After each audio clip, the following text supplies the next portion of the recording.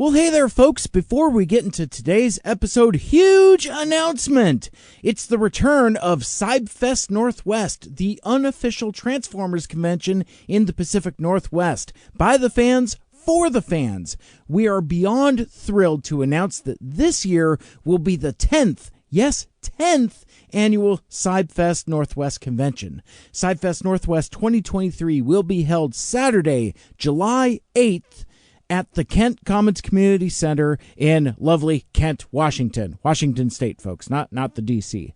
Registration for vendors, sponsors, and attendees will open on February 3rd, 2023. Check out our press release at our website, cybfestnw.com. We are so thankful to the Pacific Northwest Transformers fan community for making CybFest Northwest what it is, and we know that this year will be the best one ever. Stay tuned to Mike Seibert Radio for further updates and details about this year's activities. It's going to get rowdy. It's going to get fun. And if you want to join us, weird. It's going to get real weird real quick. Mike Seibert Radio. We're about to start the show. We talk about stuff and things. Lots of guests, in-depth interviewing. Mike Seibert Radio. It's nobody's favorite show. Movies, comics, video games, and TV. And we also can guarantee that it's not gonna be that funny. But that's okay because the show is free. So crank the volume in your headphones. The podcast at last is starting. It's time for Mike Seibert Radio. Hey, welcome back to Mike Seibert Radio. I am your host, and back on Friday, January 13th, Friday the 13th, I hosted a live stream on my YouTube channel with the one and only Patriot Prime, Jason Morgan, the host of Patriot Prime Reviews. He does various Transformers and product reviews for adult collectors on YouTube. He's a dad, he's an Army combat vet, having served during Operation Iraqi Freedom from 2003 to 2005. He's been a Transformers fan since 1984 after picking up issue 3 of the Marvel Comics series, and was nicknamed Patriot Prime because of the tattoo of Optimus Prime waving an American flag on his arm. We had a terrific conversation talking about the origin story of his channel and the challenges he's encountered by being a Transformers fan who wears his patriotism literally on his arm, including an unfortunate case of mistaken identity with a conservative scam website. Plus, we go through the Transformers fandom Ask questions as we get to know each other a little better. And I think you'll be surprised by several of his answers, because I know I was. Now, if you'd like to check out our entire conversation, unedited and unfiltered as it happened live, you can go and watch the video out on my YouTube channel, which includes the live chat embedded as well. We had some really cool folks drop into the chat, including Rodimus Primal, Raziel Kane, and others. It was a ton of fun. So, without any further ado, let's get into the podcast, and I would like to welcome to Mike Seibert Radio, Jason Morgan, aka Patriot Prime. Hey, man, thank you for having me on. I'm looking forward to this because usually I'm the guy that's interviewing people. So now I don't have to worry about the controls and coming up with the questions. I'm going to sit back, relax, and let you just open fire. So right off the bat, before we get any further, I want to take the time and thank you for your service. Thank you. I appreciate that. It's because of folks like you and the men and women in our armed services that let assholes like me have the freedom to do stuff like this. So I didn't want any more time to pass by before taking the opportunity to say thank you. I greatly appreciate it. Well, thank you. I appreciate that. I don't know a whole lot of combat veterans that are Transformers YouTubers. So I think you kind of occupy a unique corner of what can occasionally be a pretty crowded space. Like toy reviews is a crowded space on YouTube, and Transformers toy reviews can be a crowded space as well. And some of the things that we're going to talk about as we get to know each other and my audience gets to know you is what sets you apart, how you kind of stand out in in that space, but I'm getting a little bit ahead of myself. Let's start with, tell us a little bit about your channel. And then from there, let's get into the origin story of Patriot Prime, because it's a cool story. I'm eager to share it. But every podcast is somebody's first podcast, and there's probably a lot of folks that are meeting you for the first time. Who is Patriot Prime, and what is Patriot Prime Reviews? Well, I am from a small town, Ronceverte, West Virginia. I actually live there right now. A lot of people miss it, got that West Virginia conception that how we are, but no, there's no wrong turn relations in this family anyway whatsoever. And deliverance, I believe, took place in Kentucky. And I love that. So grew up here, went off to serve in the military, a U.S. Army veteran. After Iraq, I came back home and I bought my grandfather's old place. So I am now living where I kind of grew up and hung out in this small town. And it's one of those small towns where I'm in a rural area, and like 5 miles up the road, that's where I've got Walmart and all your fast food places, and more or less the coolest small town in West Virginia that was voted a few years back.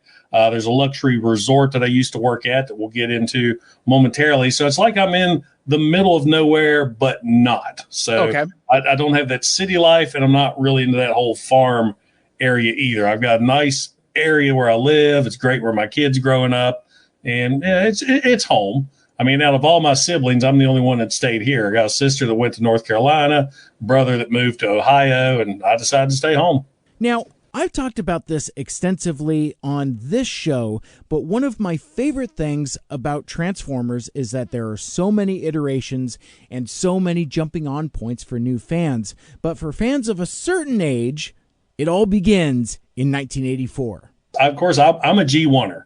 I was there. I was there when it was first created back in the day. But growing up, man, I had all the figures some way or another. I remember having a couple He-Man figures. I remember having the G.I. Joe Mobat tank.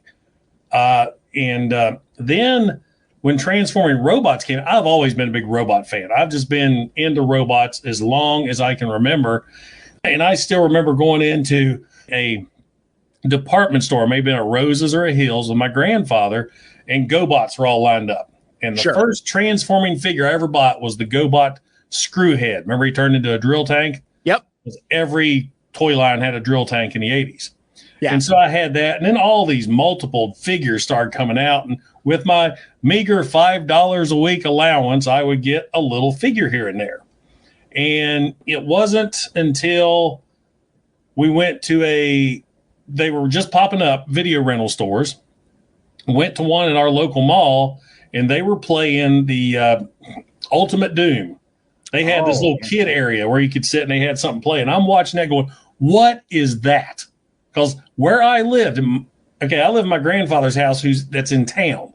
He got WGN. He had cable. Where I lived, we had an antenna that we turned a dial on top of the TV. And if it was raining, you got to pick up certain channels. The only cartoon I was able to watch was Saturday morning cartoons and He-Man in the afternoon. I never saw Transformers. That was cable. So we rented Ultimate Doom, and I immediately fell in love with those characters. And then, well, I'm going to backtrack a little further. Sure, yeah, I'm getting ahead of myself because my first experience with Transformers, that was the show, but the very first time I ever saw them was Marvel Comics issue number 3. Oh, yeah. I remember going into the drugstore with my dad. He was getting some medication. He said, pick out a comic, or 50 cents back then, 50 cents, 75. I'm like, 75 is hanging on the wall. And I remember grabbing that because of Spider-Man. Mm-hmm. It was just Spider-Man webbing up this robot. And I took that thing home and I read it over and over again. Like I said, this is issue 3. I have no idea who these characters are, where they came from, but I wanted to know more. And I think it was like a week or two later, that's when I saw the video cassette. That's like, because the animation style, of course, was different in Marvel Comics.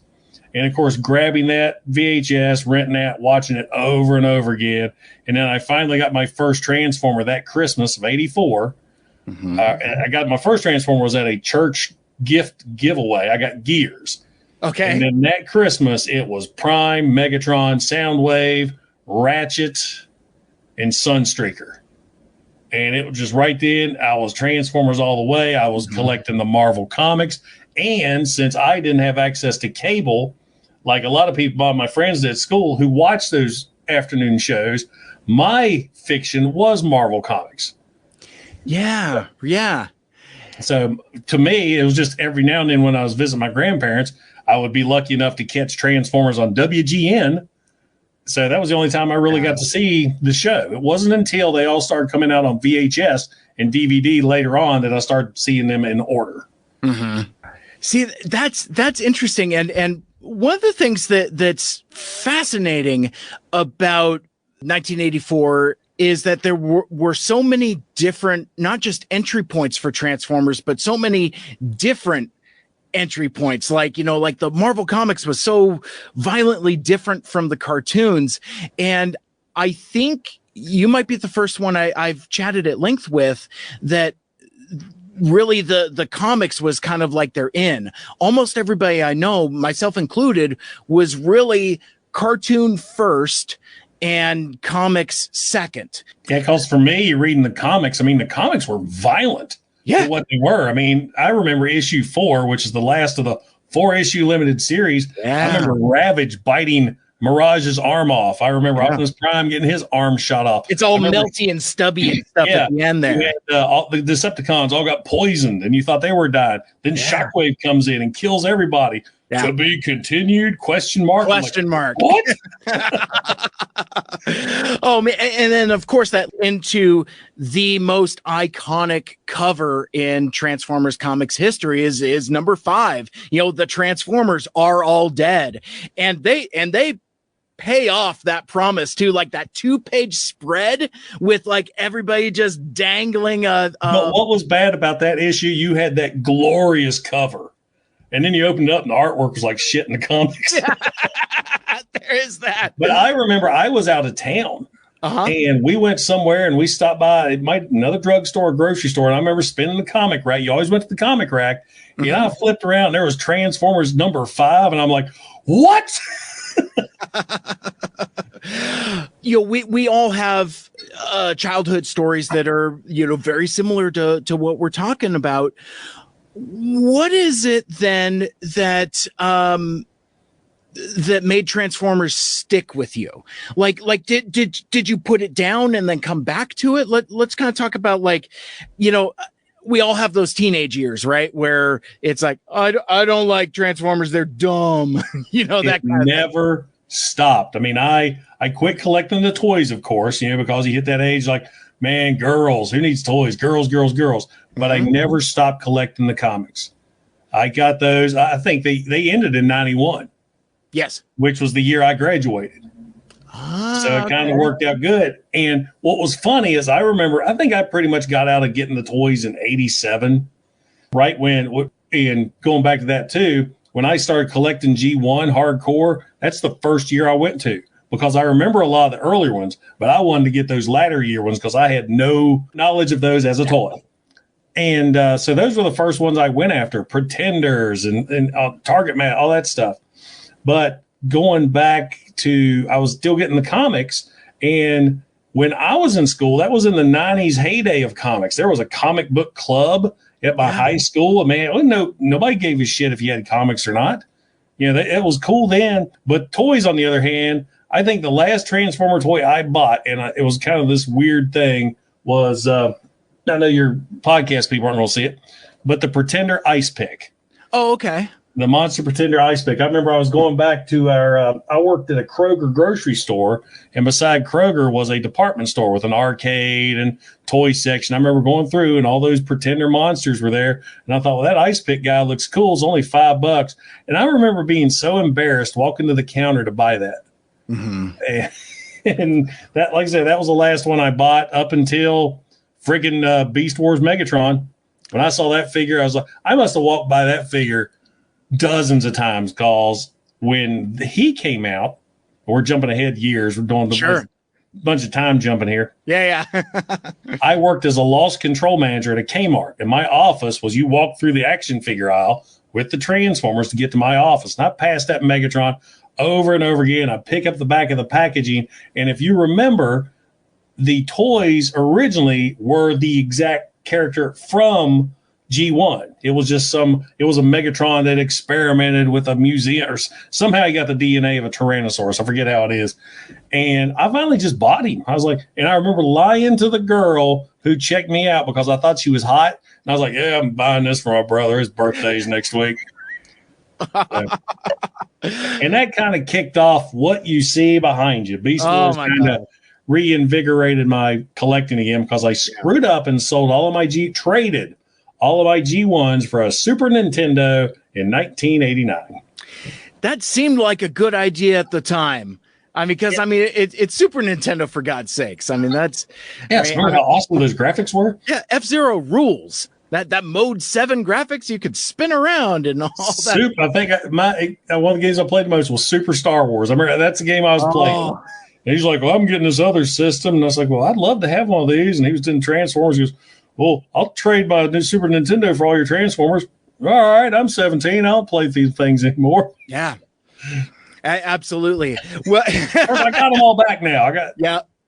I got you. And your collection is impressive. It looks terrific here on the live stream video. And if you're listening on the podcast, go back and watch the video because it rules. And we're handsome, snowy bearded gentlemen. So actually, I took a lot of my beard off today. I was looking. I was like, because I got a 50th birthday coming up. And I was like, all my age is in my face because I've got the luscious locks here still going off, no gray in them, but it's all in my face. So I took the beard off, much to my wife's and son's disappointment. Yeah.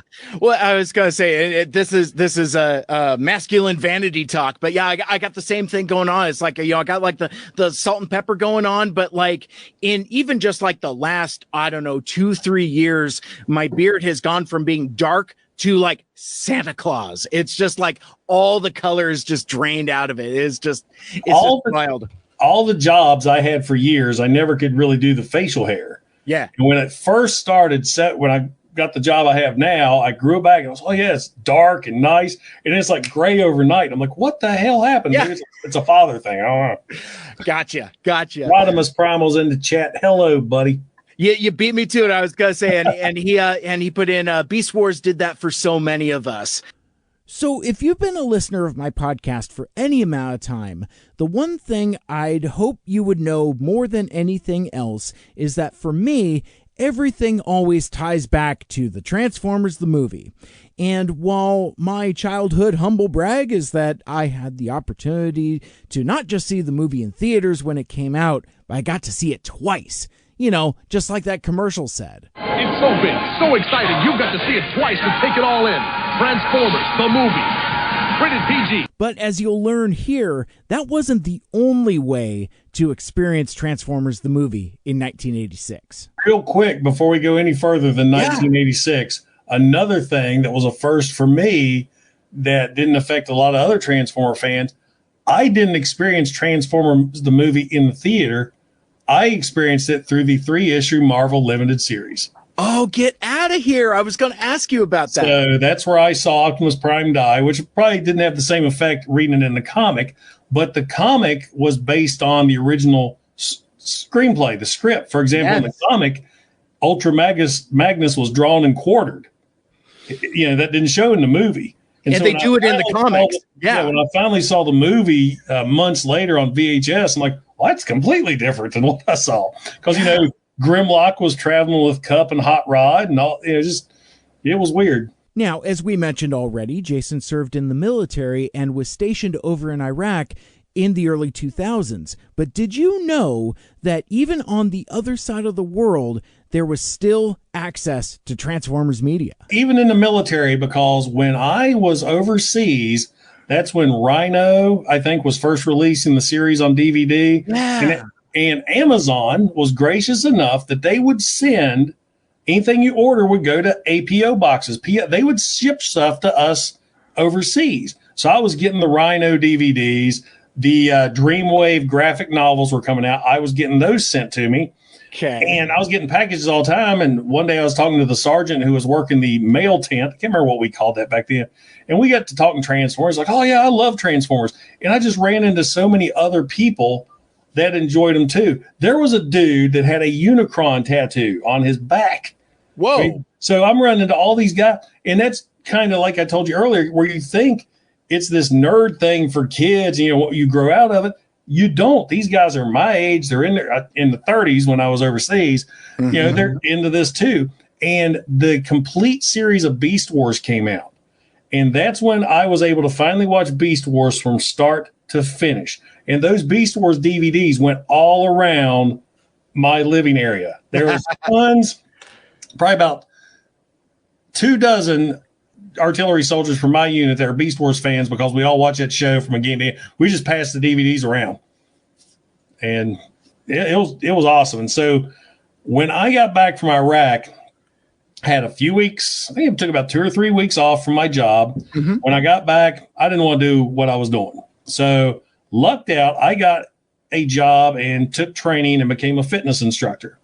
I created my own classes, my own programs, all this stuff, man. Back early 2000, pretty much 2004, 2013, I was in the best shape of my life.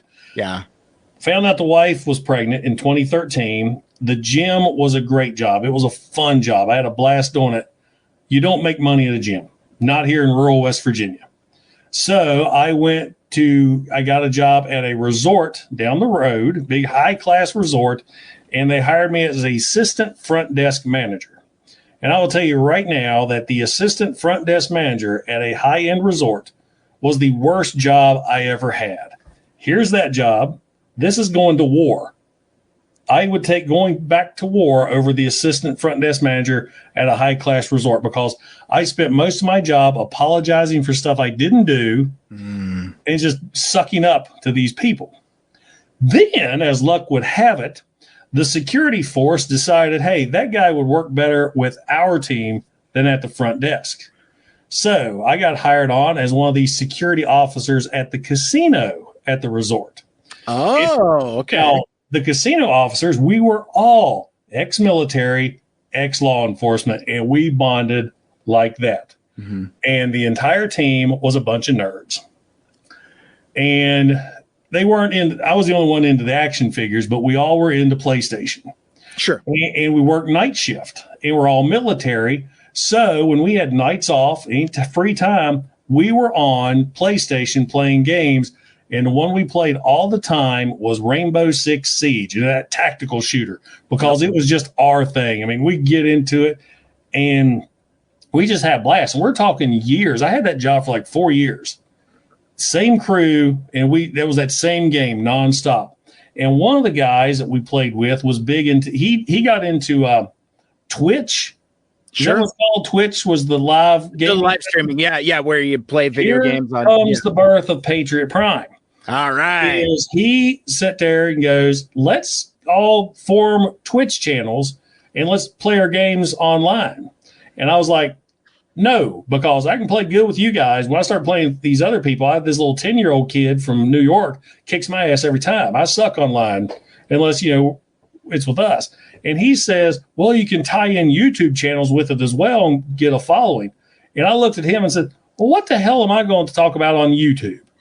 And he says, well, you like them Transformer robots. Talk about them. So I dwelled on this for a couple nights.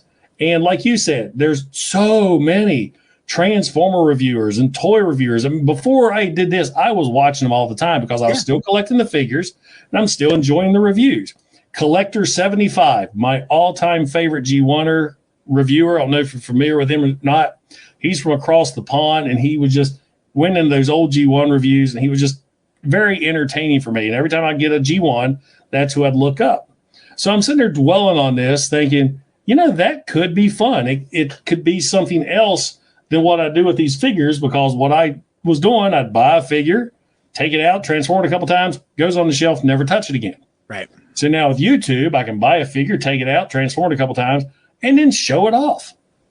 So I'm thinking, how do I do this? And this was when Titan's Return was out. Okay. And I had just ordered my very first upgrade kit for Titan's Return Overlord. And so what I'm doing, I'm watching YouTube going, nobody has reviewed this upgrade kit. I'm going to do that. So once I've laid the groundwork, I said, okay, that's what I'm going to do. That's what I'm going to review. I figured I'm going to use my phone as a camera, set up some kind of thing. I'm watching these other YouTubers trying to get some ideas. And then the hard part came, what am I going to call my channel? And I'm sitting there thinking, for years, I've had this gamer tag. It was actually my email address was also my gamer tag. I always called myself Action Figure 73 because even though I collected Transformers, I collected everything. I mean, you see the Transformers, you don't see the NECA, the He-Man, the all this other stuff. Yeah. So I was going to be that Action Figure 73. And I thought that doesn't have a catch to it. So I need something that has a catch, something I got to stick out. And I got to think, or a buddy of mine emailed me, and he always calls me Patriot Prime because in 2013, for my 40th birthday, there it is, I got this tattoo of Optimus Prime holding the American flag. Mm-hmm. And the reason behind it, I had guns back then that actually counted for something. I love Transformers. I served our country. Of course. Boom, 2 and 2. So my wife and I are like 6 months apart. So 40th birthday, we both got tattoos. She's got this new school, beautiful tattoo. I got Prime with the flag. 2013 was also my very first Transformers convention. It was in August in Charlotte, North Carolina. It's hot. I'm wearing a tank top. Patriot Prime is freshly inked. Yeah. I'm walking around and everybody's like, yo, Patriot Prime, love the tattoo, just constantly. And that's where I got the nickname Patriot Prime. So one night I'm driving home from work, or one morning rather, because we worked 11 p.m. to 7 a.m. I sat there and thought, Patriot Prime, that would be a cool name for a channel. And then I thought, I'm going to call it Patriot Prime Reviews. That way I can have my name in the title, and it's in Patriot Prime Reviews, Chrome Dome, Patriot Prime Reviews, Brainstorm, and so on and so forth. Yeah. My name's all, and that's how it stuck.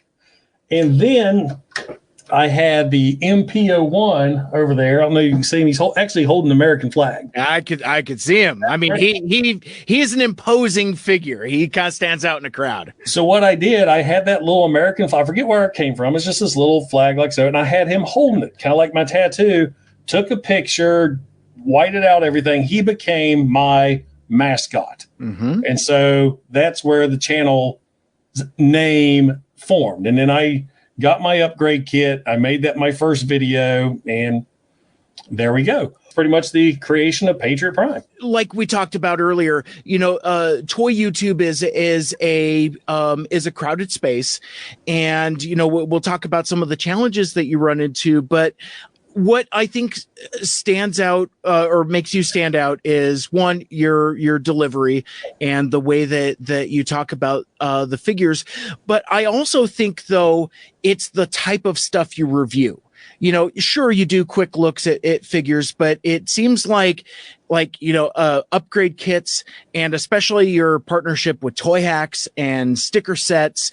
And that, I think, kind of is some of the things that kind of make you unique and set you apart in this kind of crowded space. Would that be fair to say? True. And when I started, after I got that upgrade kit, the first couple videos I did, I talked about subgroups. I think my next video was Pretenders, and then I talked about the Sparkabots and Firecons, and I kept sticking to G1 because everybody at that time, every Transformer reviewer was reviewing Titan's Return. That was the new figures.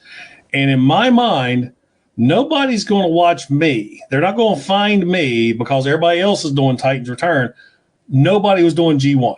Mm-hmm. And I was like, I have a ton of G1 back there. So I was just randomly picking stuff. I mean, there was no rhyme or reason what figure I pick. I just look in. I haven't touched that figure for a while. Let's talk about him. I haven't done that one for a while. Let's talk about him. Yeah.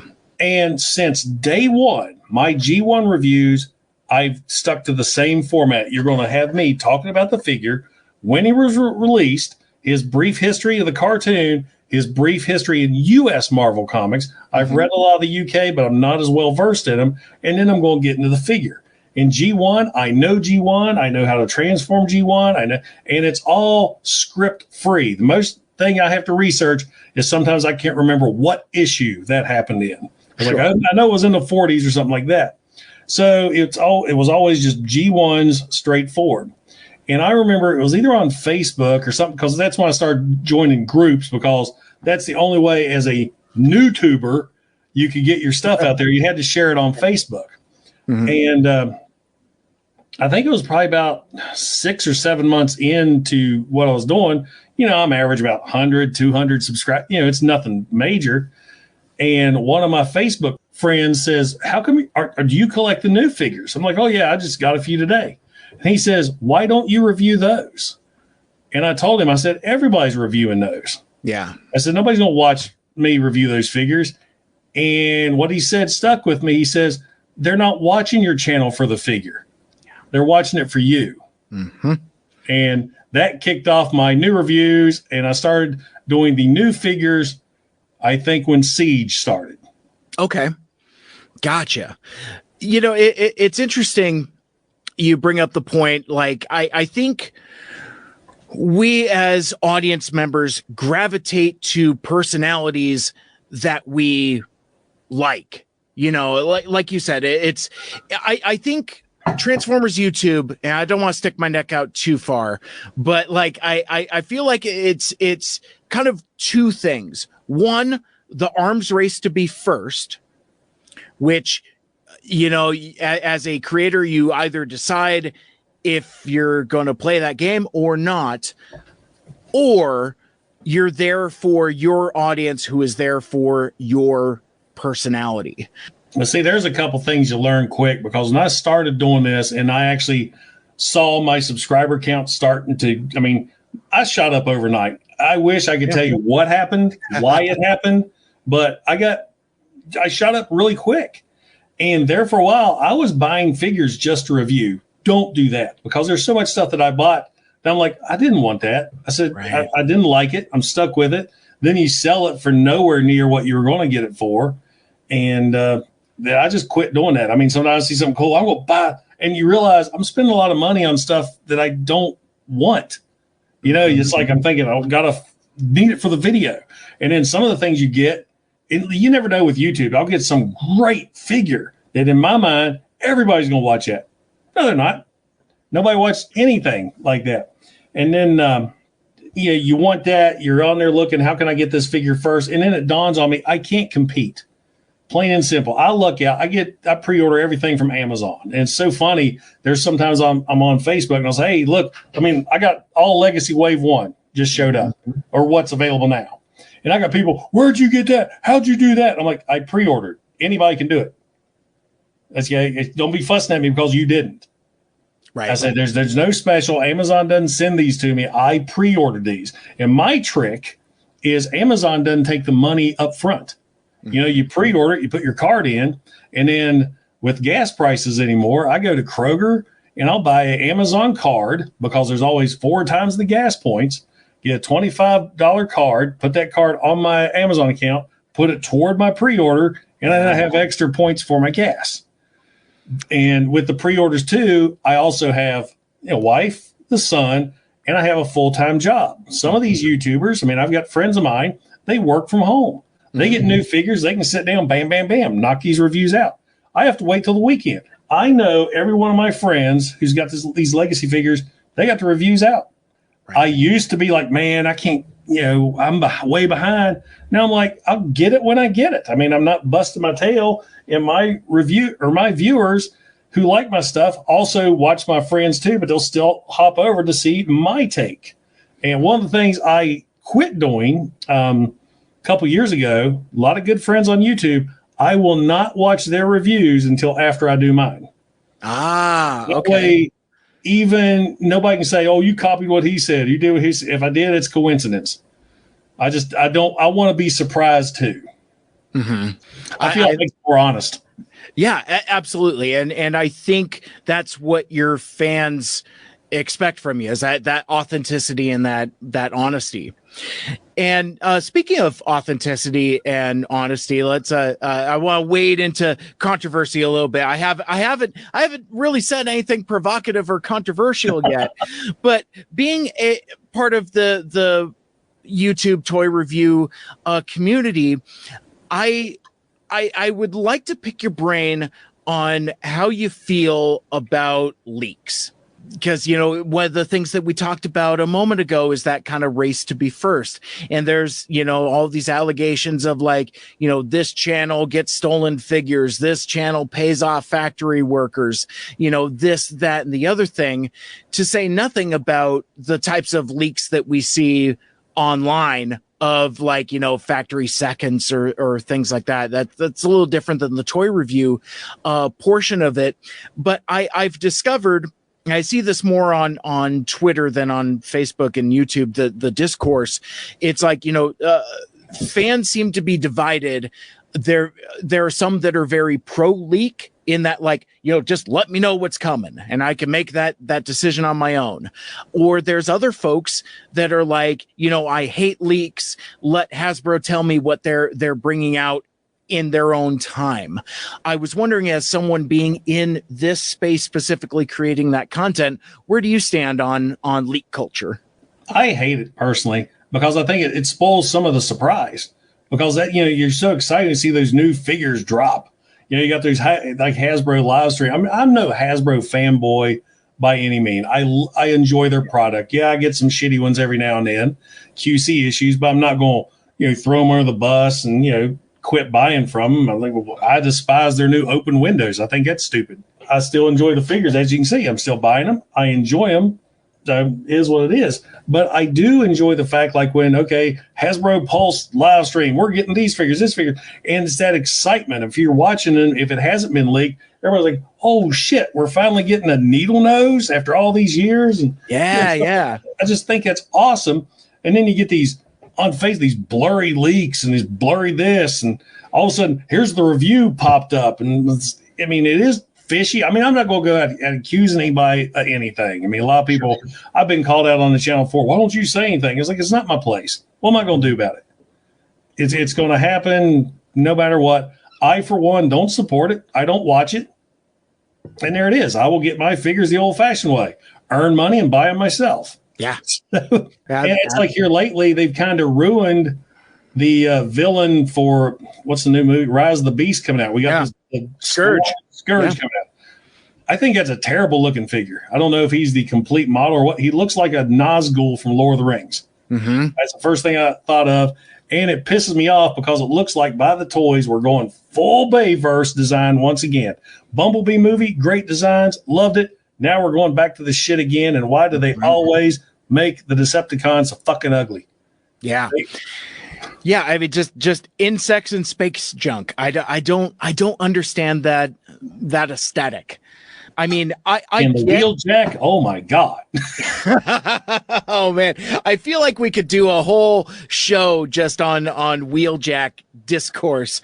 I was one of those guys that was hoping that like the glasses flipped out to be the more familiar ears, but the more we've seen, I don't think that's. But it was the TikTok duck lips that really got me. Yeah. So why did they need lips?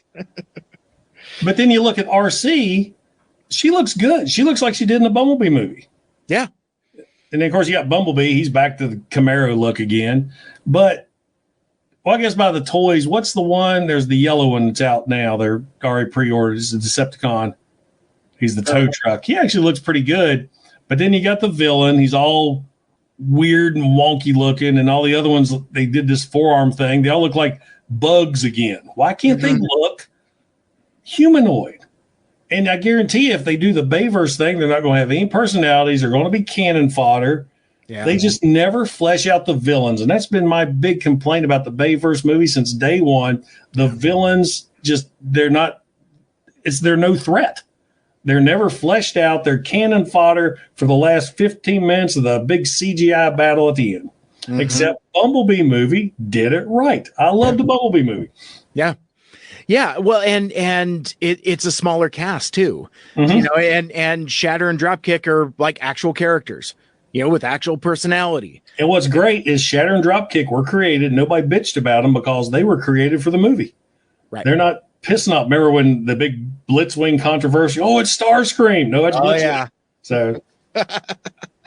Yeah, I wonder sometimes there is a cynical part of me that wonders if somebody is making those decisions specifically to piss us off. Like, I mean, like the Blitzwing thing, like I haven't thought about the Blitzwing thing for a while. I was the guy where it's like, I don't think it's Starscream, but like, couldn't you call him Ramjet or something? Exactly. I mean, at least keep it in like the same family somewhat. It's like, it was a waste of a name. You got Rodimus right there. Yep. But remember, I like that. If you don't like those insects and garbage tinfoil, you're labeled as old G1er and treated like crap. And that's absolutely. I embrace it. I'm an old G1er. But what's funny is I'll get those comments. Like I reviewed Legacy Transmetal Megatron, my number 2 figure of the year. That was a great figure. There were so many people in the comments going, "It's so great to see a G1er like yourself appreciating Beast Wars figures." I'm like, I'm a Transformers fan first and foremost. Yeah. I grew up with G1. I appreciate G1. G1 is where it all came from. But I love all these figures. Mm-hmm. Yeah, I prefer the G1 versions. I mean, I like Needle Nose more than I probably like Hot Shot here. I remember I tried when Armada came out. And did you have the first Armada Hot Shot? He was like a rescue bot. No, he was chunky, play schoolish. But yeah, I'm excited to get these. I mean, I got the Optimus Leo Prime. I have no clue, no history of this figure whatsoever, other than I've seen him on the internet, but I had to get this figure. So, like I said, I love Transformers. I'm going to collect Transformers, but I still appreciate G1 more. And the thing that's so cool about Transformers that I think sets it apart from other legacy franchises is that there are so many iterations and so many entry points. And like, if I don't know, maybe it's like a train or a bus. It's like, oh, you don't like this stop? Don't get on. You know, the train will pass you by. There'll be another train. That's like Facebook or Twitter. Okay, you didn't like that post. Keep going. Yeah. You don't need to put your 2 cents. I didn't like that. I'm going to keep on going. It's like, I don't know, just we seem to ramble a little bit, but you take a figure like Chrome Dome here. Sure. He's a G1. He doesn't hold a candle to today's standards. His arms can go up and down, and that's it. Oh, that click, though. Yeah. Well, love that ratchet. Oh, golly gee. Oh. And he's got the little headmaster gimmick. You got the, let's see, you got the spinning chest thing. You got these gimmicks.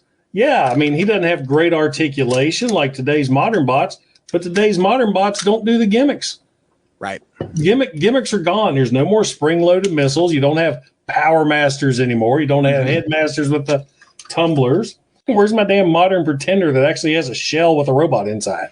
Yeah. Yeah, I mean, and as fun as a figure as Iguanus is, and I do like that motorcycle little dude. He's a fun figure, but yeah, it's like you're missing out on the Pretender gimmick, and you know, where's the electronics? You know, it's like, you know, I wasn't into like the Unicron trilogy stuff, but like, you know, they had like a lot of like lights and sounds and all kinds of cool stuff, and all of that stuff is gone. What was it, 30th anniversary? Maybe was the last time we saw electronics, because I'm looking at my Titans over here. Mm-hmm. I've got Titan Metroplex, where you push down on him and he'll talk. And then was it the next year Triptychon came out? He didn't have any gimmicks. Right. None of the other ones have any gimmicks whatsoever. I know Fortress Maximus did. He had electronics. I didn't get that one. Mm-hmm. But yeah, electronics are gone now. All you have is light piping, and that's it. Triptychon had a gimmick. He can eat Titan Masters. Oh yeah, that is true. Now he was the one that actually. Well, he came with that full deluxe figure that, thank God, Toy Hacks was able to improve. Mm-hmm. Yeah, I think these new Target Masters, they're made just like the original G1s. They got no articulation whatsoever. Yeah. He might be the first one I do. I've been waiting for him for so long. Yeah, I mean it's just. It's neat that we're going this deep into the character pool.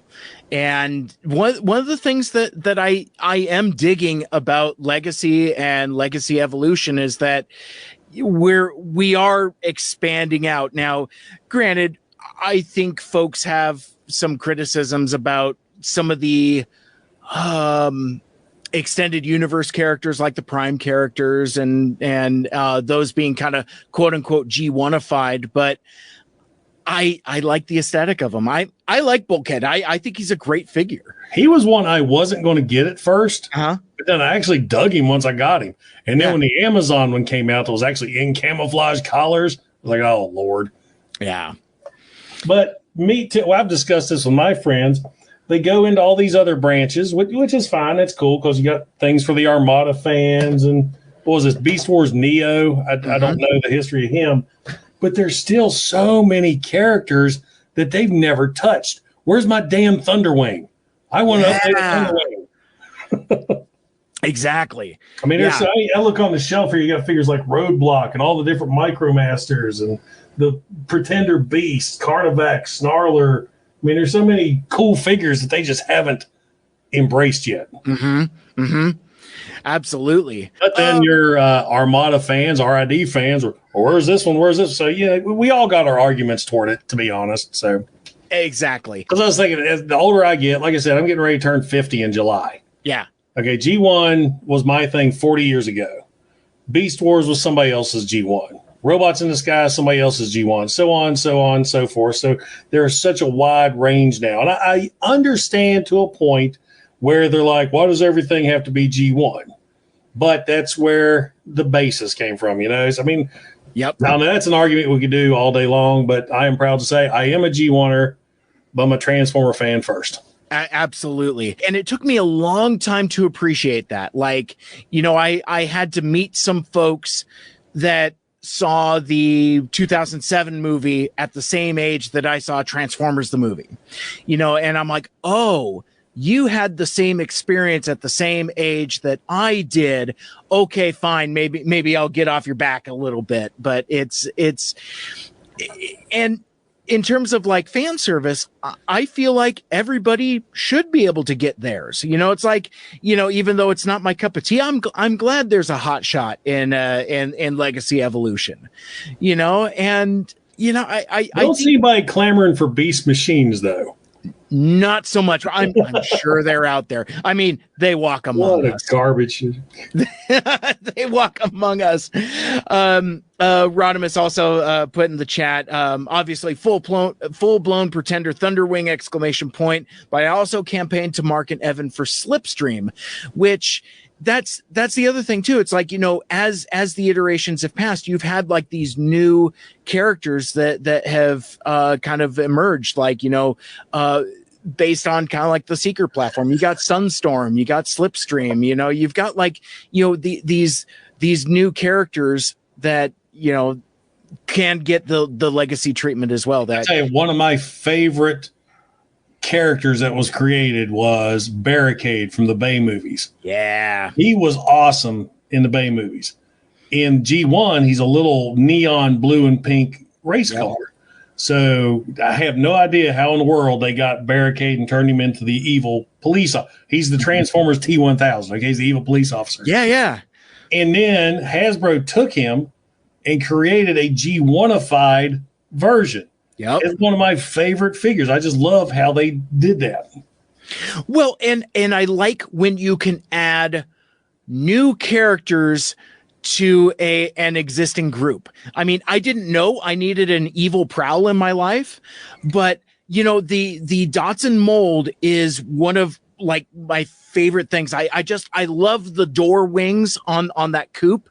And it's like, you know, and there's something very specific about our generation of Transformers fans where you're walking around and you would see a Datsun Z car and it'd be like, you know, oh my gosh, that's Prowl, that's Blue Streak. So to, you know, have the opportunity to get a new character with that same design aesthetic is so cool. And yeah, who doesn't like an evil cop car? I mean, come on. And now think about another traumatic experience from Marvel G1.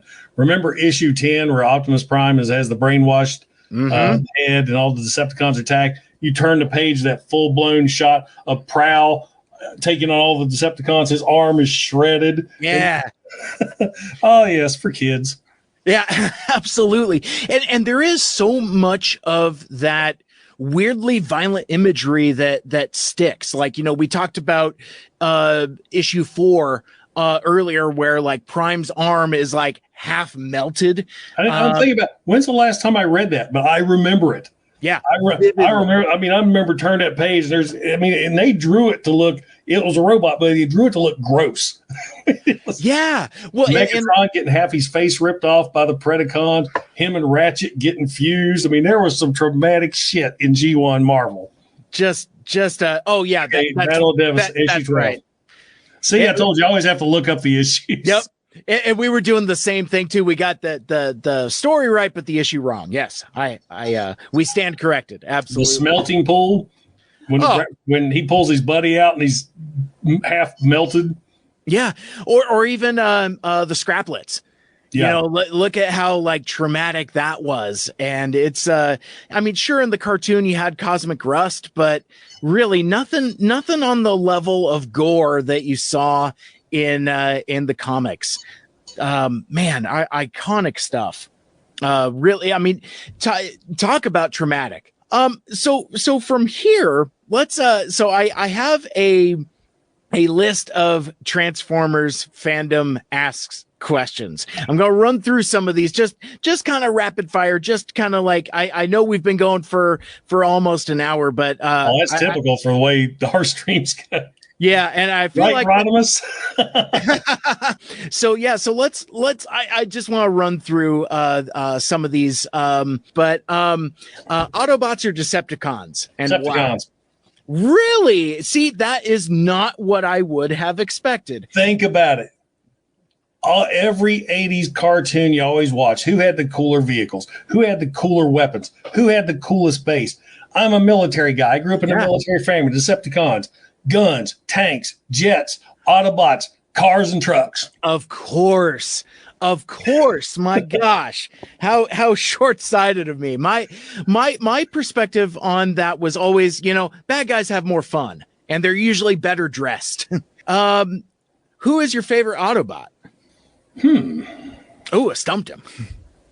That is a hard one.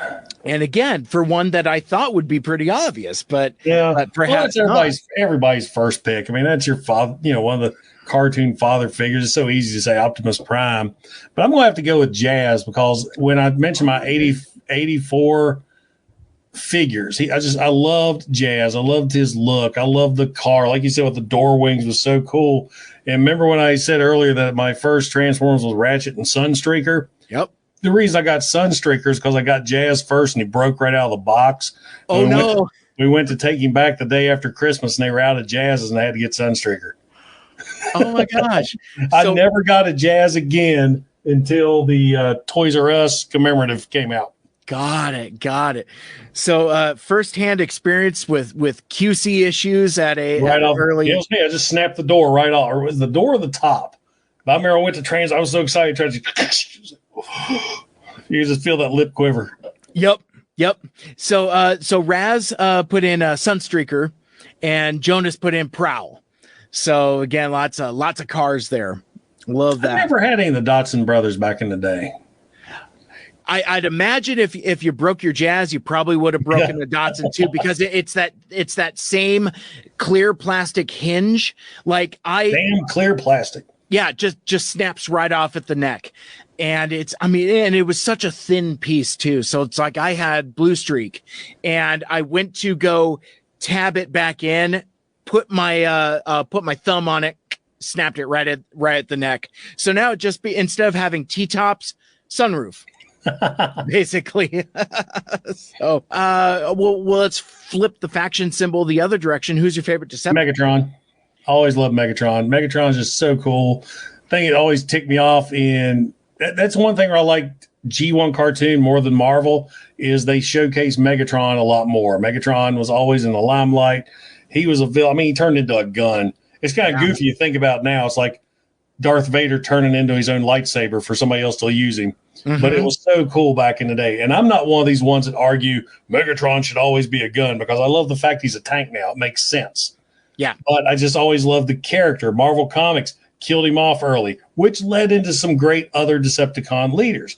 Yeah. You got the Bayverse movies. Never utilized Megatron. Very end of the first one, he was a bitch to the Fallen in the second one. Yep. He was a bitch to Sentinel Prime in the third one. They killed him off and became Molecular Density Galvatron, and then he was just a fucking whatever. I don't even remember last night. Yeah, I always like Megatron. That's thought he's so cool. I love it. I love it. As you can see, here's a signed poster of Megatron back here. Oh, very cool. I love it.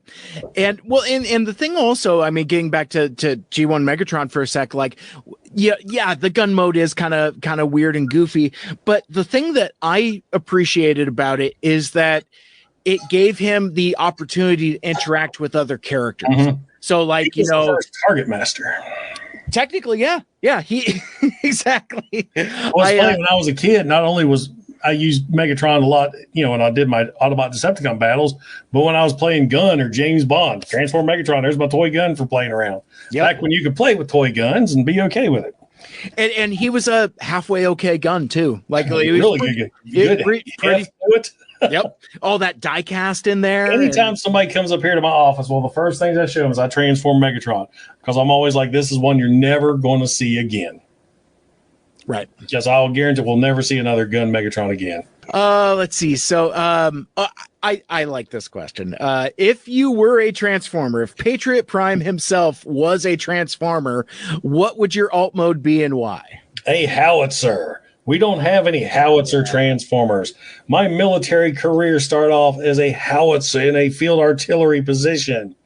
And I think they're cool. I mean, unlike a tank, a howitzer has to lock itself into position to fire. So what you would have is some massive bot that's big and slow, but very powerful, like me. So I love it. Frenzy, red or blue? Frenzy, he's red. He's red all day. Cool. He can't be any redder. I like it. If you were to nail it down to like one iteration of the Transformers, be it a show, a game, comics, what's your favorite Transformers? There's the part of me that wants to go Marvel Comics, but I'm going to have to go with Beast Wars. That is the best story. You go with the cartoon. That is the best Transformers story. Once you get past, when Beast Wars was first created, it was created for kids. Yeah, of course. By people who didn't know a thing about Transformers. And as they researched it and they realized who was watching that, and they started tying in all of these characters into G1, and the fact that they used a small cast, you got to know the characters, you got to know their personalities, and the way that story built up until what is a really good finale for that series. It just worked great. And I consider Beast Wars part of G1 because really it is. Mm-hmm. I mean, one of my favorite episodes I actually watched not too long ago because I wanted to refresh myself for my Transmetal Megatron review was how cool is it that the story that like when Megatron took other Megatron's spark and it infused in him to turn him into that dragon. It's neat. I mean, that's Beast Wars is where we got the story of the sparks and protoforms, and it was neat how they tied it up, even though it was so weird at first. And then they're like, oh wait, because they land on this weird planet with 2 moons, it's just some other world. And then you realize, okay, it's Earth. That planet was a superstructure. That was it. And I don't know. I love the storylines of that, especially once you got to watch it in order and how it worked. Once you get past the first half of season 1, it gets really good. Mm-hmm. Of the movies, which you can include or exclude as much as you like, what's your favorite? Bumblebee. See, with Dark of the Moon close second, but Bumblebee I thought nailed it. I was one of those ones I didn't want to watch a Bumblebee movie. I'm sick of Bumblebee. They've overdone Bumblebee, but they nailed that movie. I thought it was really good. And that opening scene just gives you chills every time. Yeah. Raz brought up a really good point here in chat. I think the small cast aspect of Beast Wars really made it more personal. Didn't have the quote unquote guest of the week type of gimmick. So it made it more, made for more profound storytelling. It got my attention. And I mean, I mentioned the personalities the characters had. You beat me too. I was going to say, and you get that with a smaller cast. And again, that's why that Bumblebee movie works, because it is an intentionally small cast. And that's where some of the other Bayformer movies kind of misstep, because the cast is too damn big. Nobody has a personality. And I was just absolutely floored in Bumblebee 2 when Dropkick shot the human. As soon as they land, he just pointed a gun and shot him. Oh, wow. I like the way they popped. Just to show these guys are true villains. all the other movies you saw before, there was lots of explosions or stuff, nothing. But this was up close and personal. Hey, there's a human. Just he didn't care. I want to see what this guy does when I shoot him. Exactly. It's like playing with insects. You know, just to see what they do. Favorite Transformers figure? What's of all of your figures, do you have a favorite? There's so many to choose from, but one of my ones I always go to because I love the way he was designed was G1 Thunderwing. Yeah, because he's a pretender. Everybody gives the pretender so much shit, and yet when Hasbro is trying to add so many gimmicks, Thunderwing just works so good. He's not a great Transformers figure. I mean, he's G1. His arms can do this, and that's it. Yep. But he's got a great jet mode that combines with the smaller figure to just make an awesome jet. I mean, it's pretty big. It's about yay big. And plus, he had that great personality in Marvel Comics, which, of course, why his figure's so expensive right now. Oh, yeah. You know, that whole Matrix Quest arc. I mean, just chef's kiss. I mean, it's interesting, like, we talked about kind of like the early run of Marvel Comics. How about the latter run also? I mean, that's like, you know, they feel like the stories are written like they got nothing to lose. And they're written for, they know their audience has grown up. You know, they started, their audience was in elementary school. Now they're in high school. Yeah. And the stakes got, I mean, you just think about issue 75 when Unicron hit. Any other thing, you know, you like or the movie, Unicron attacked Cybertron as the planet. But in Marvel, he just shows up as the robot right off the bat. Yeah. And I was researching for my Brainstorm review. Actually, a subscriber sent me a complete G1 Brainstorm. Wow. And I was researching. Do you remember Brainstorm was the first one to die in Marvel Comics when Unicron attacked? Because Unicron scoops down and gets Brainstorm on the tip of his nail and just kind of looking at him. So this is Primus's soldiers. Tasty. Oh, and R.I.P. Brainstorm. That dude occasionally can't catch a break. So in the realm of toys, you know, I mean, obviously you have the extensive collection behind you. If you were to guess, ballpark it, how many figures do you think you have? The one time I did count, I had like 1,034. Oh my God. But I don't know what it is now. Yeah. That was a while ago. And I try to keep, now half this collection used to be Star Wars. I kind of got out of Star Wars and Transformers took over. Every Transformer figure I own is on display. Somehow I got it displayed. Nice. I think, well, I'll take it back. Well, there's still a few in boxes here I haven't got up.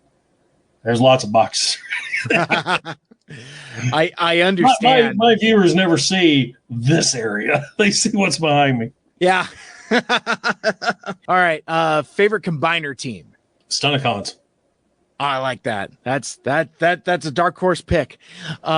Most folks pick Constructicons. I don't know if it's just because they was the OG or what, but I just something about Stunticons because they were the first, as far as I remember, car Decepticons.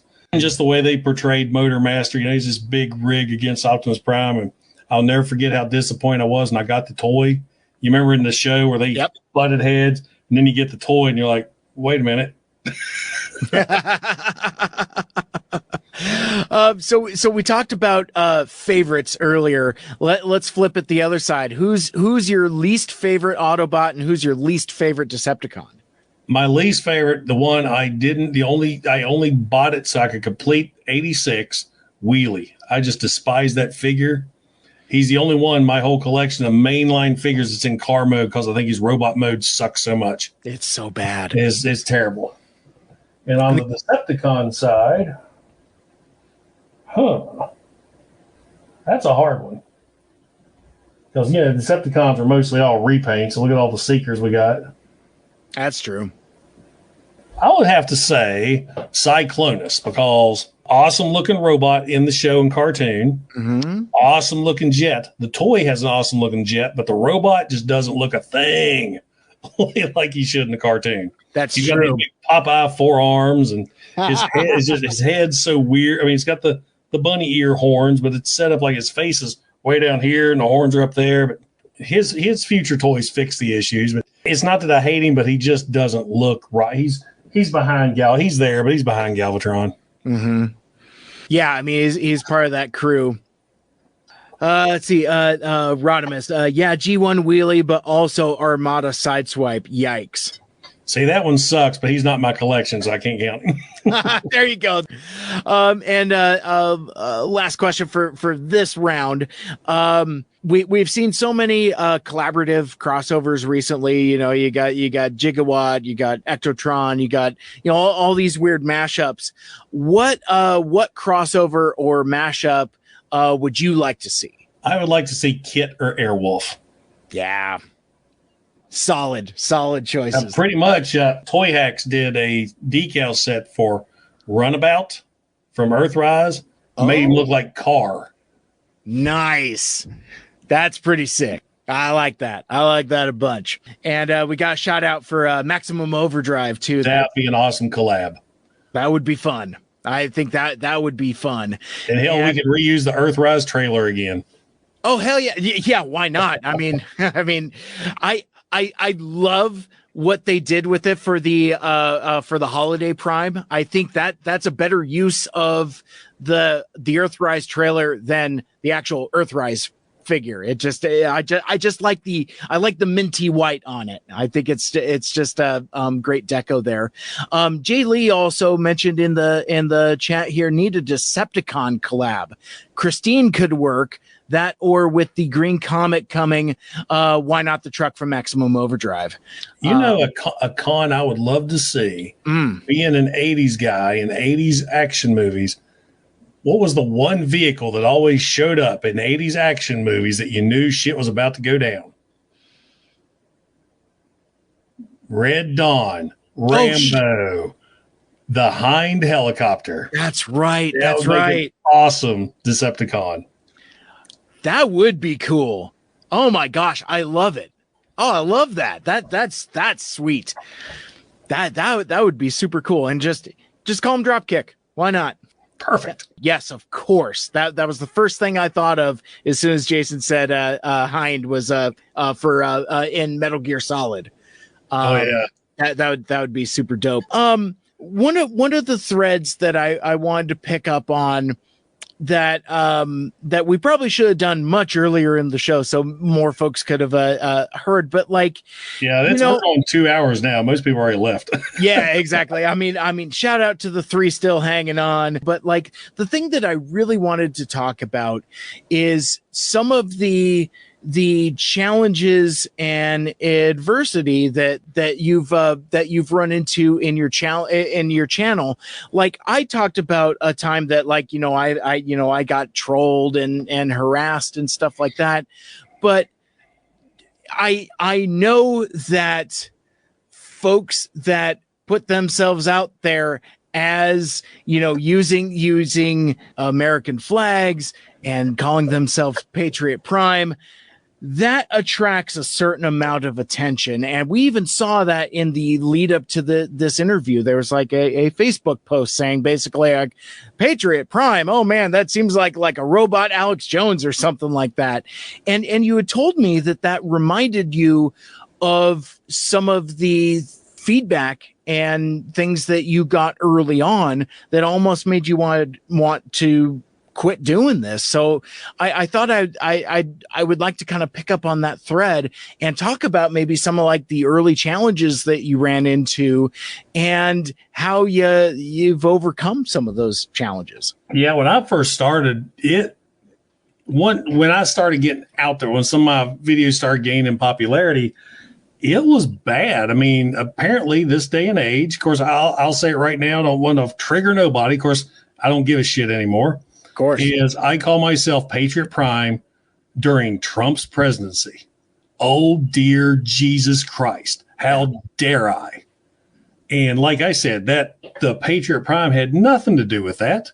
It went with the tattoo on my arm from something I was called in 2013.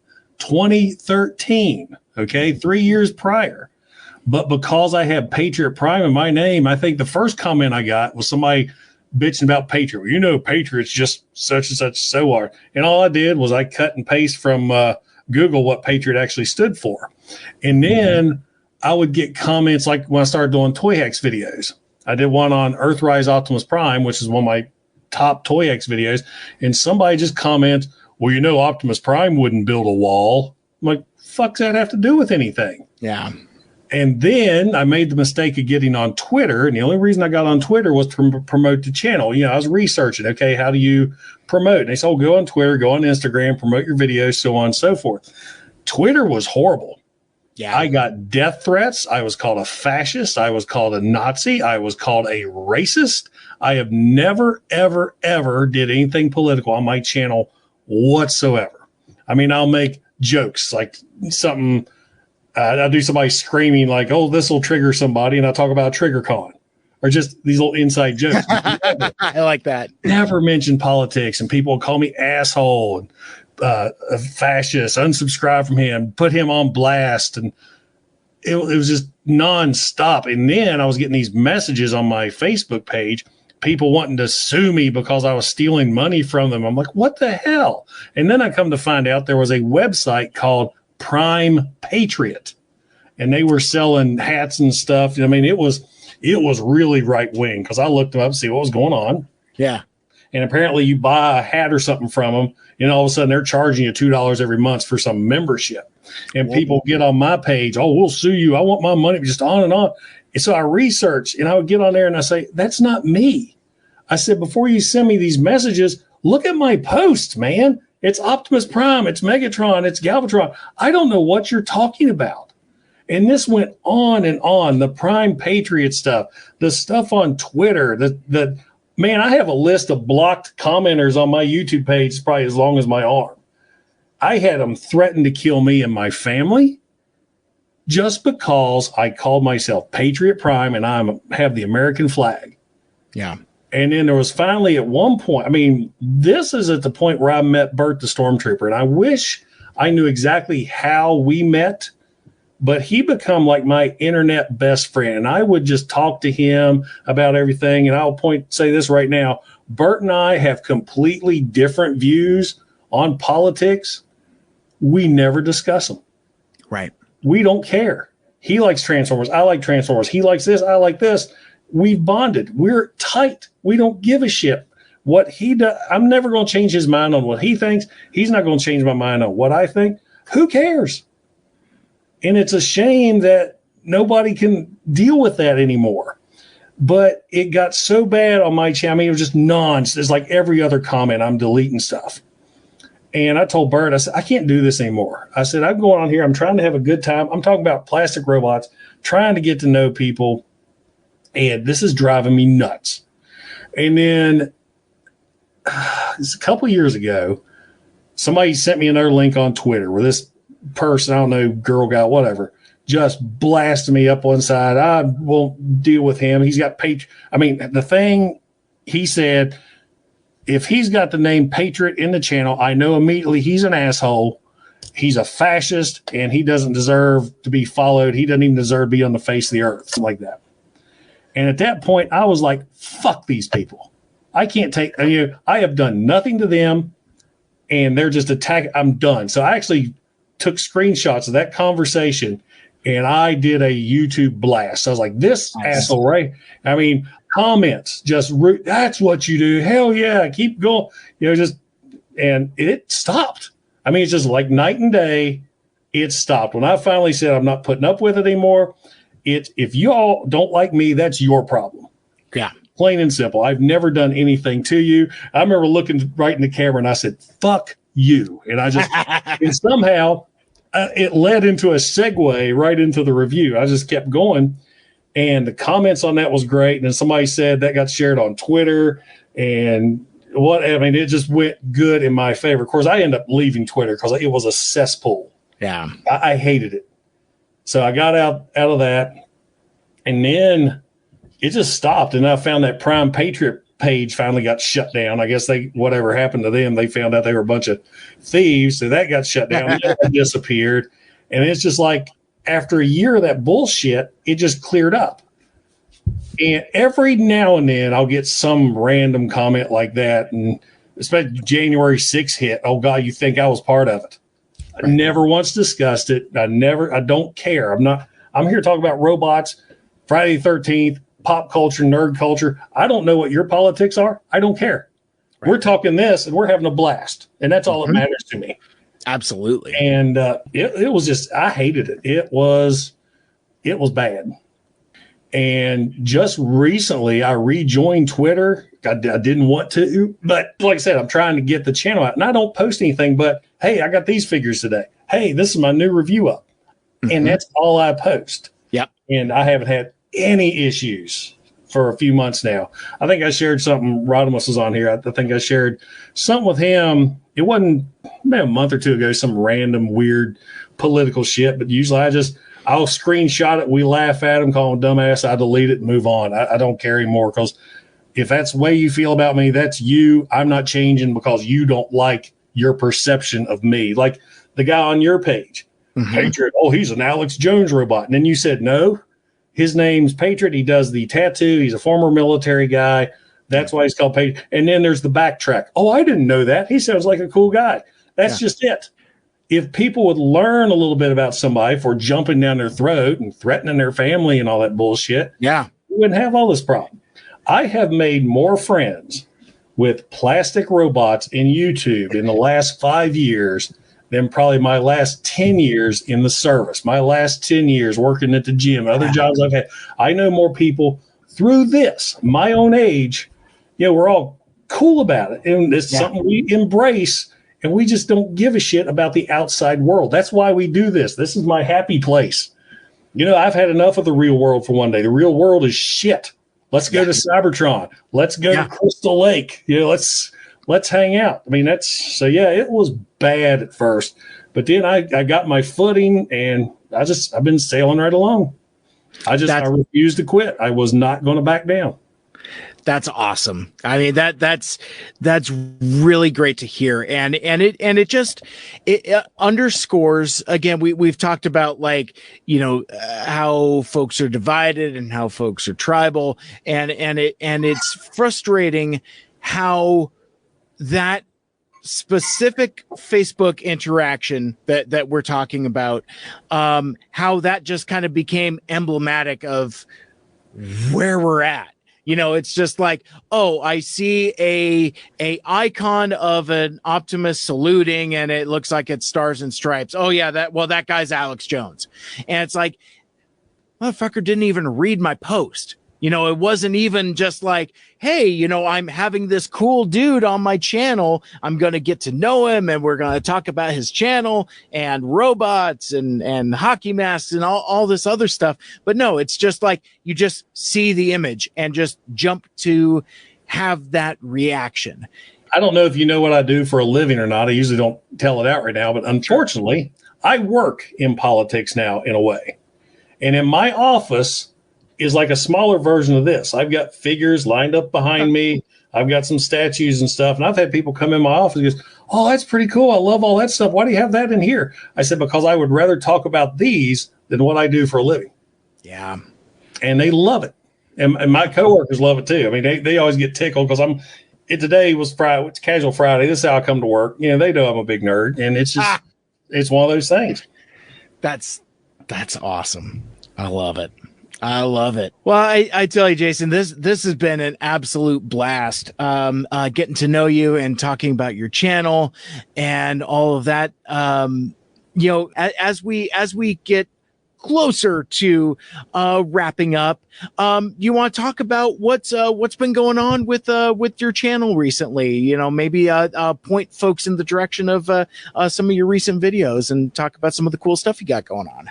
Well, I'm hoping to catch up on a lot of videos because where I worked, especially with the election year, I was really busy work-related. October, of course, November, and December, wrapping everything's up. January's kind of slowing down.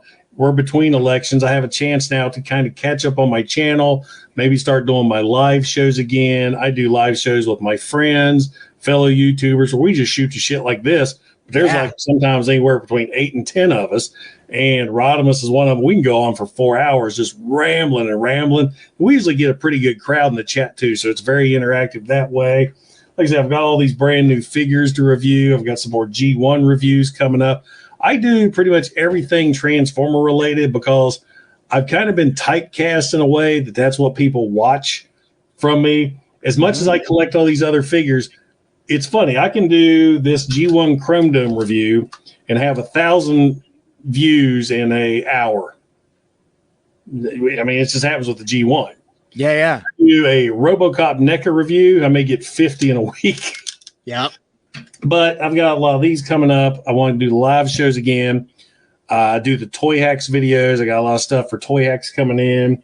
What's cool with these figures now is I am the buyer for Toy Hacks. So Toy Hacks is getting this guy. So I'll have one to review. So by having these two with me right now, I can take one out of the box and play with him and then have a box to show off. And I like that. So I kind of know what's coming down Toy Hacks' pipe ahead of time. And if you are a Toy Hacks fan, don't forget to use my promo code PATRIOT at checkout for 15% off. What else do I got coming up? Absolutely. So you had mentioned your partnership with Toy Hacks, and again, don't forget to use that promo code at checkout. Get that 15% off.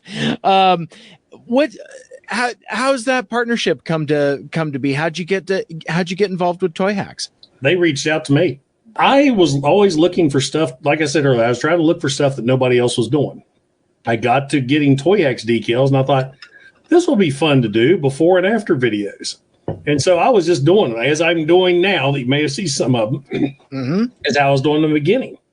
And then they just reached out to me one day. Hey, you do great with these videos. Of course, as everything I've gotten, if you look at my older stuff to my newer stuff, you just get better and better with this. That's what I like with the YouTube. You're always learning. Yeah. And they just reached out to me, and I try to get their decals, sell their decals for them. I supply the figures for them. I like to promote their things. I just did their Holiday Optimus Prime decal set, which is fantastic.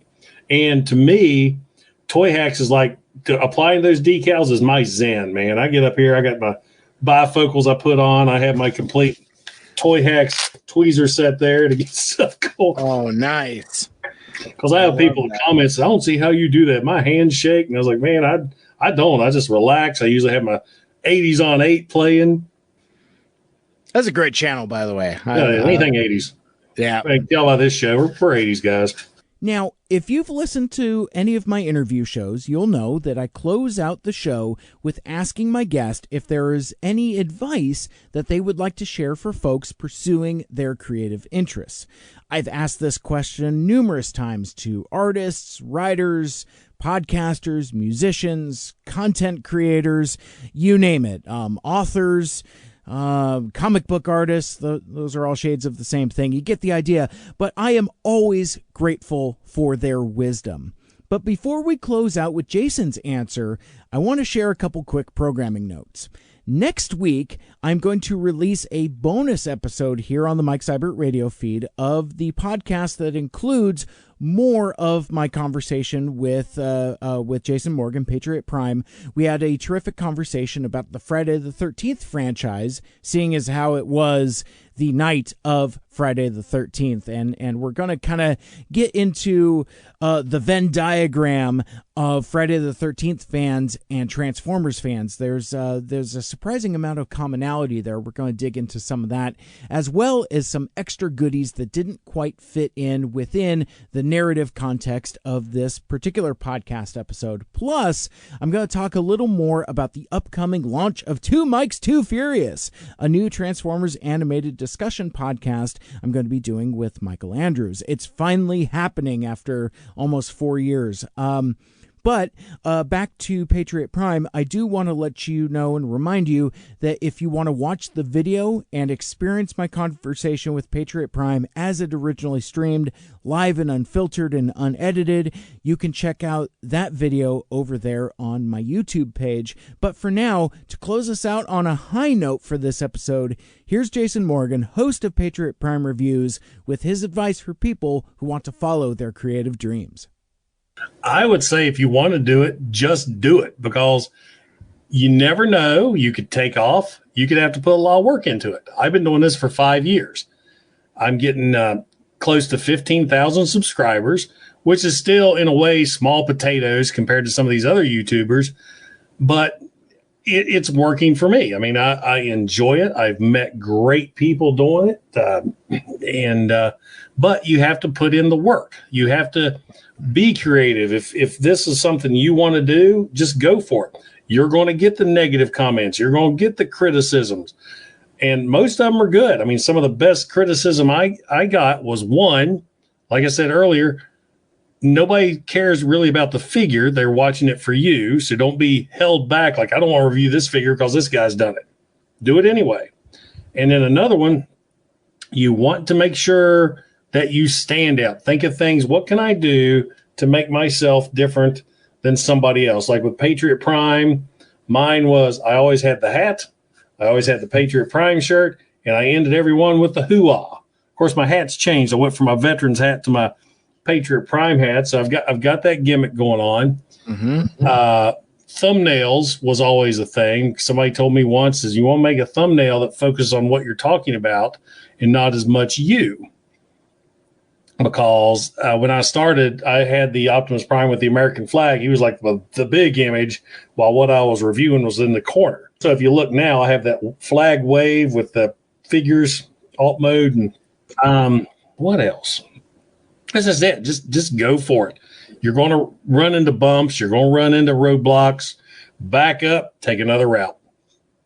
That's about it. Well, as I said, Jason, this was an absolute blast. It was a pleasure meeting you. It was great kicking it.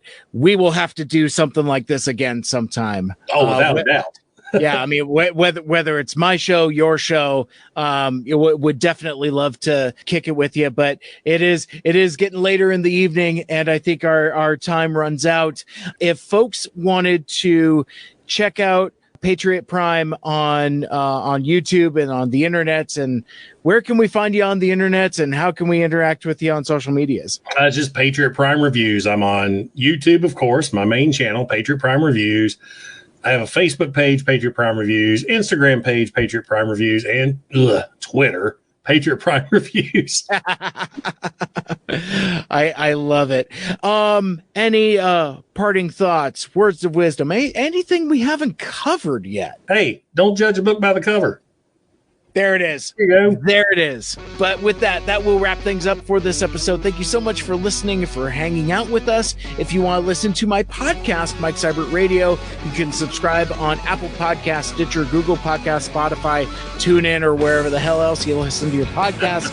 Like, share, rate, and review the show. Let us know what you like and what you'd like to hear more of in the future. For my guest, Patriot Prime, my name is Mike. This has been Mike Seibert Radio. And until next time, tell all or one, make good choices. Hoorah! Mike Seibert Radio is recorded in Seattle, Washington. Our original theme song is written and performed by Lucia Fasano. Get her music on all streaming platforms like Spotify and Apple Music, including her groovy new single, Habitable Planets. Check out her Instagram at Lucia_Fasano. Our closing theme is A Nice Place to Visit by These Young Fools, used with permission from Michael Geissler. Check out Michael's website, bytormusic.com. Special thanks to Andy Lita for our logos and graphic design. He's at GoGoAndyRobo out on Twitter. Become a Mike Cybertronian and join the MSRP Friends and Fans Facebook group. And you can follow me on social media at Mike Seibert Radio on Twitter, Facebook, and Instagram. And check out my YouTube channel for even more videos, and subscribe so you never miss a show. Want to be a guest on the show? Send me an email, MikeSeibertRadio@gmail.com.